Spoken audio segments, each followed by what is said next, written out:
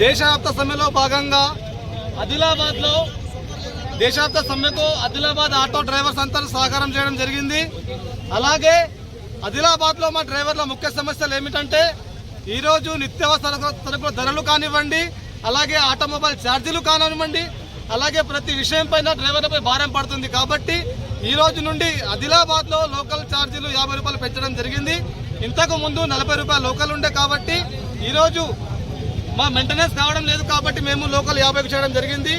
అలాగే ముఖ్య విషయం ఏమిటంటే బస్టాండ్ నుండి మవాలా వాళ్ళు 20 రూపాయలు చేయడం జరిగింది.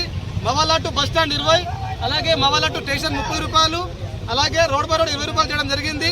ఈ విషయాన్ని పట్టణ ప్రజలు కానివ్వండి, ఆటో డ్రైవర్లు కానివ్వండి అందరూ సహకరించి ఆటో డ్రైవర్లకు సహకరించండి. ఎందుకంటే ఈ రోజుల్లో డ్రైవర్లు చాలా కష్టకాలంలో ఉన్నారు కాబట్టి ఈ లోకల్ను 50 రూపాయలు అందరూ గమనించి కస్టమర్లు కానివ్వండి, డ్రైవర్లు కానివ్వండి ఖచ్చితంగా లోపల 50 రూపాయలు తీసుకోవాలని కోరుకుంటున్నాం.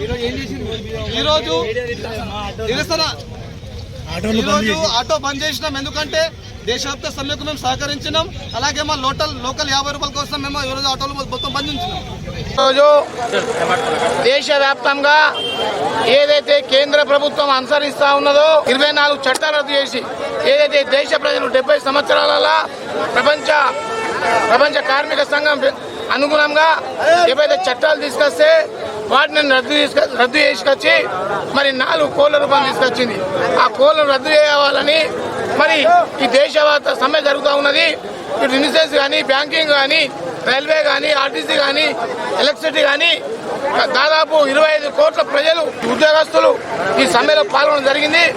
కావున ఏదైతే ఈ 4 కోట్లు రద్దు చేసే వరకు జాతీయ కార్మిక సంఘాలన్నీ కూడా ఏకతాటికపై నిరసన తెలుపుతాం.